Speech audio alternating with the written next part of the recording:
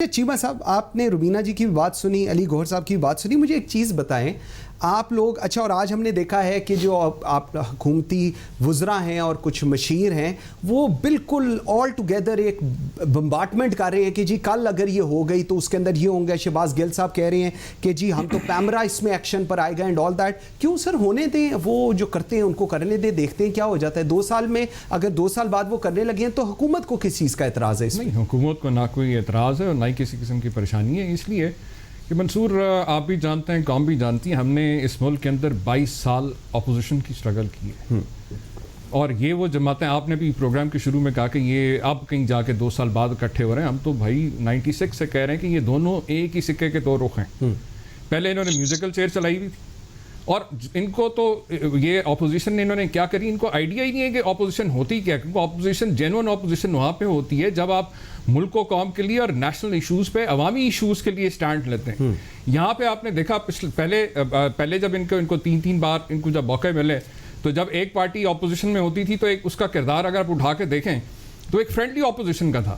حکومت میں جو پارٹی بیٹھی ہوتی تھی اس کا کام ہوتا تھا کہ لوٹ مار کرو، مل کے کھاؤ، مکمکا اور ایک نورا کشتی کی سیاست چلتی رہی. یہ پہلی دفعہ ہوا، بلکہ 2013 کے الیکشن میں کے بعد آپ نے دیکھا کہ پہلی دفعہ ہوا کہ پارلیمنٹ کے اندر ایک genuine opposition I P T I کی شکل میں. اور ہم نے عملی طور پہ دکھایا. ہم نے اگر 22 سال اگر ہم نے اپوزیشن میں ہم رہے تو ہم نے عمران خان کے لیے یا اپنے کسی اور قیادت کے لیے ہم نے لوٹ مار کے اگینسٹ NRO نہیں مانگا. ہم نے یہ نہیں کہا کہ عمران خان کے خلاف کیسز بھی ہوئے.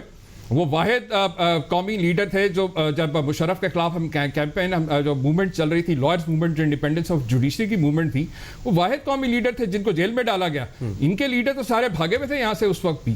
اور جہاں تک بات آج اپوزیشن کی ہے، یہ اس لیے میں سمجھتا ہوں کہ حکومت کو کسی قسم کا کوئی اس معاملے میں نہ کوی رکاوٹ نہ کھڑی کی جا رہی ہے. اور بالکل ان کا جمہوری حق ہے، یہ ضرور کریں. لیکن آپ ان پچھلے 2 سالوں کے اندر آپ دیکھیں یہ ٹی وی پہ آ کے جلسوں میں ہر جگہ یہ دعوے دار کی تھی پارلیمنٹ کی بالادستی. پارلیمنٹ کی بالادستی قائم ہوتی ہے پارلیمنٹ میں بیٹھے ہوئے ارکان کے رسپانسبل بیہیویئر سے. ٹھیک ہے، پچھلے 2 سال سے مجھے بتائیں عوامی ایشوز ہوں جس کے اوپر انہوں نے بات کی ہو. یہ پی اے سی کی وہ جب پبلک اکاؤنٹ کمیٹی کی چیئرمین سے پہلے 6 مہینے لگاتی ہے.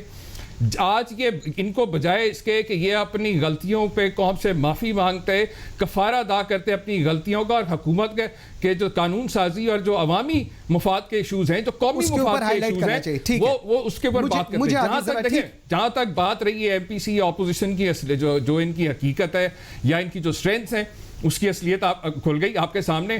چیئرمین سینیٹ کے اندر بھی ان کو پتہ چل گیا کہ ان کی ایسا نہیں ہے کہ اگر ان کی لیڈرشپ کرپٹ اور نااہل ہے تو ان کے درباروں کے اندر وہاں پہ بھی ایسے لوگ، ان کی جماعتوں کے اندر بھی ایسے لوگ ہیں جو باضمیر ہیں، جو سمجھ ہیں، جو ذاتی مفاد کے اوپر، قومی مفاد کے اوپر ترجیح دینا. آپ کا پوائنٹ آ گیا.